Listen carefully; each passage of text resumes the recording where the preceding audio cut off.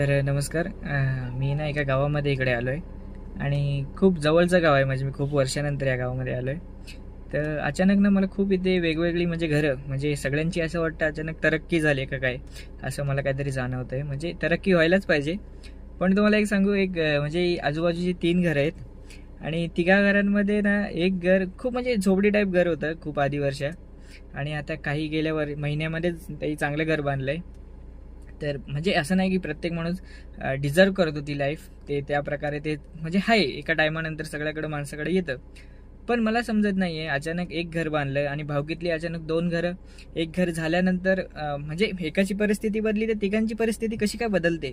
म्हणजे काय मोटिवेशन आहे का जे एकाला भेटल्यावर तिघा जणांना अजून भेटतंय? म्हणजे एकाने घर बांधल्यावर अजून 2 जणही घरं म्हणजे तशीच सेम बांधली पाहिजेत का, असं काही आहे का?